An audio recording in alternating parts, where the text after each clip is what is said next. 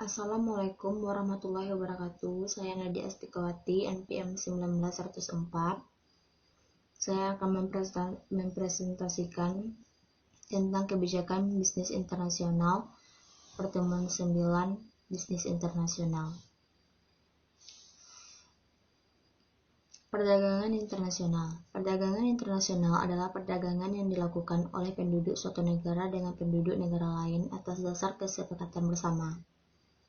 Penduduk yang dimaksud dapat berupa antar perorangan atau individu dengan individu, antara individu dengan pemerintah suatu negara, atau pemerintah suatu negara dengan pemerintah negara lain.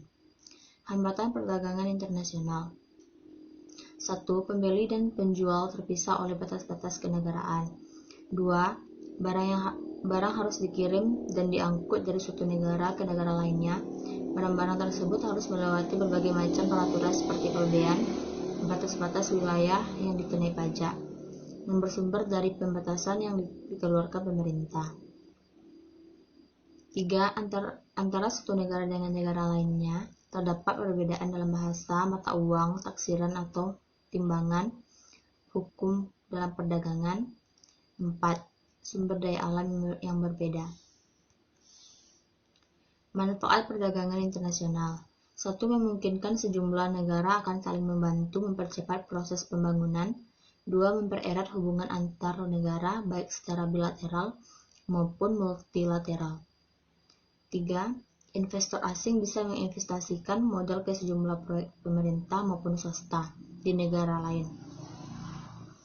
Memilih yang potensial dan strategis sampai di negara itu mendapatkan devisa. 4. Mempermudah masyarakat dalam mendapatkan barang-barang yang tidak dapat diproduksi oleh negeri sendiri. 5. Meningkatkan kesejahteraan suatu negara melewati pendapatan nasional. 6. Memperluas peluang kerja karena terbantu dibukanya lapangan kerja baru yang banyak.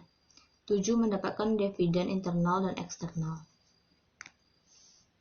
Faktor-faktor pendorong terjadinya perdagangan internasional. 1. Untuk memenuhi kebutuhan barang dan jasa dalam negeri. 2. Keinginan memperoleh keuntungan dan meningkatkan pendapatan negara.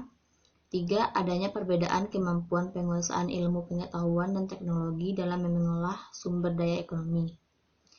4. Adanya kelebihan produk dalam negeri sehingga perlu pasar baru untuk menjual produk tersebut. 5. Adanya perbedaan keadaan seperti sumber daya alam, iklim, tenaga kerja, budaya, dan jumlah penduduk yang menyebabkan adanya perbedaan hasil produksi dan adanya keterbatasan produksi. 6. Adanya kesamaan selera terhadap suatu barang. 7. Keinginan membuka kerjasama, hubungan politik, dan dukungan di negara lain. 8.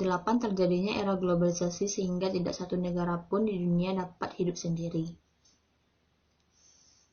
Kebijakan perdagangan internasional. Kebijakan perdagangan internasional adalah kebijakan yang mencakup tindakan pemerintah terhadap rekening yang sedang berjalan atau current account daripada neraca pembayaran internasional, khususnya tentang ekspor dan impor barang.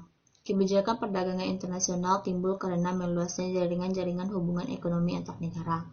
Jadi, kebijakan perdagangan internasional adalah segala tindakan pemerintah atau negara, baik langsung maupun tidak langsung, untuk mempengaruhi komposisi, arah, serta bentuk perdagangan luar negeri atau kegiatan perdagangan. Macam-macam kebijakan perdagangan internasional. 1. Kebijakan proteksi. 2. Kebijakan perdagangan. 3. Kebijakan autarki politik. Sekian presentasi dari saya. Assalamualaikum warahmatullahi wabarakatuh.